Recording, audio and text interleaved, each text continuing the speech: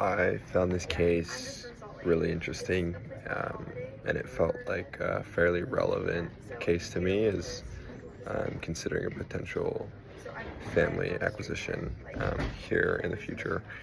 Um, Talking about the first question, I think the EOS system really helped them to bring in new systems and processes into the business.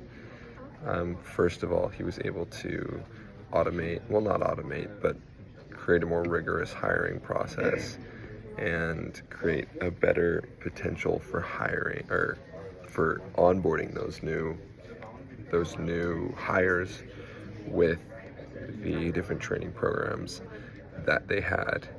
Um, that, along with a few other aspects of just digitizing everything, was key from the EOS.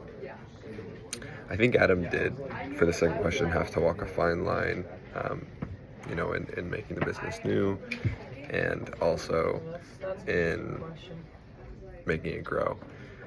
So I think he had a great idea in defining the clear process of digitizing everything and systematizing everything and taking things that were just in his father's head and putting them in standard operating procedures or processes.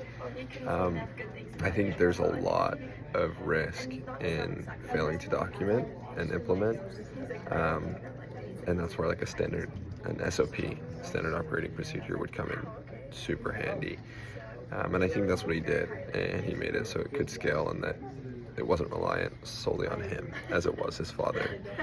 Um, there, Moving on to the third question, EOS was huge in helping him align the right people with the right roles because they developed that rigorous hiring process, which was just critical. I think with many of these small businesses, it's the people and processes. That's it. That's what's making you money. That's what's working together to have success for your company. There's not much else. Um, it really is who's working for you and the processes that you're able to do. That's how you differentiate. That's how you make money and have better margins from competitors and stay entrenched in your market. So that was something super fascinating to read about. The last question, about an ETA searcher considering a family acquisition. I think I would evaluate the company's existing people and processes from as unbiased a viewpoint as possible. I would want to really know during due diligence how involved the founder was and just what the founder's day-to-day looked like.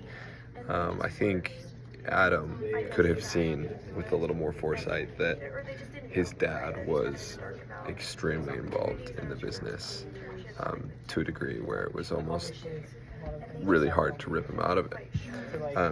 One example is with the quotes on all of for all of the customers were in his dad's head. Like that was exactly what he was.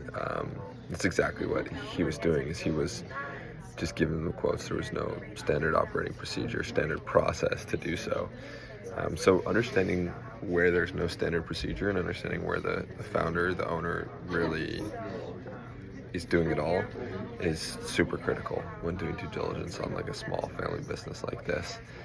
Overall, I really enjoyed this case and I felt like it was super helpful to learn more about ETA in a unique environment within this family acquisition.